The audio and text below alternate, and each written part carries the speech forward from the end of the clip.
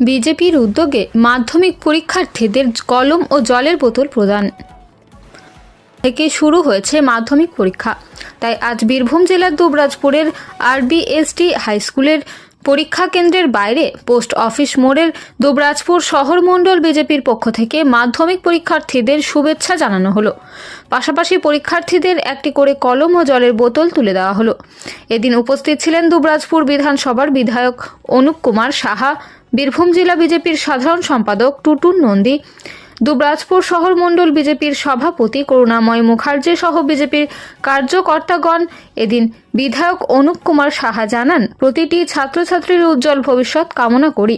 আমরা দুবরাজপুর বিজেপি শহর মণ্ডলের পক্ষ থেকে মাধ্যমিক পরীক্ষার্থীদের হাতে কলম ও জলের বোতল তুলে দিলাম। তাদের পরীক্ষার সফলতা কামনা করছি।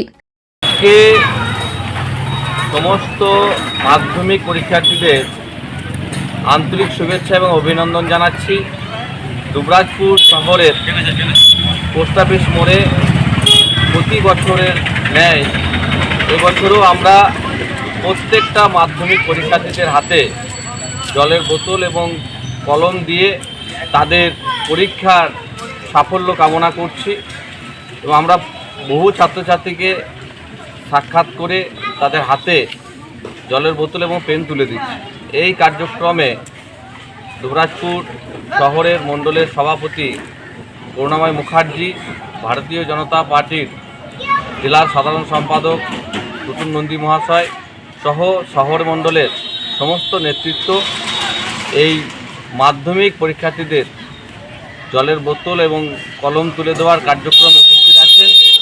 আমাদের এই কার্যক্রম যেমন আমাদের আরবিএসটি স্কুলের স্টুডেন্ট, অন্যান্য স্কুলের স্টুডেন্টদেরকে আমরা জলের বোতল এবং কলম তুলে দিচ্ছি, একইভাবে আজকে এবং কালকে আমরা পুরো দুবরাজপুর বিধানসভার প্রত্যেকটা সেন্টারে একই কার্যক্রম চলবে। এবং সবথেকে বড় বিষয়, আজকে সকাল থেকেই আমরা দেখলাম যে কুয়াশা, যে কারণে ছাত্রছাত্রীদের সেন্টারে পৌঁছাতে অনেকটা অসুবিধা হচ্ছে। যদি আজকে মধ্যশিক্ষা পরিষদ যেভাবে বিগত দিনে পরীক্ষার সময় যে সময়ের মধ্যে পরীক্ষা হতো সেই সময় পরিবর্তন করে সকাল সকাল পরীক্ষার সময় করার কারণে অনেক ক্ষেত্রে তাদের বাধার সম্মুখীন হতে হচ্ছে। আমরা সকাল থেকেই সেই খবর টিভি চ্যানেলেও দেখতে পাচ্ছি। আমরা আশা করব দুবরাজপুরের সমস্ত ছাত্রছাত্রীরা সঠিক সময়ে সেন্টারে পৌঁছাবে। তারা যাতে সুস্থ মস্তিষ্কে সারাদিন তাদের যে সময় আছে সেই সময়ের মধ্যে তারা যাতে পরীক্ষা ভালোভাবে দিতে পারে, প্রতিদিন তারা যাতে সুস্থভাবে পরীক্ষা দিতে পারে, এই কামনা আজকের এই শুভ দিনে আমরা রাখছি।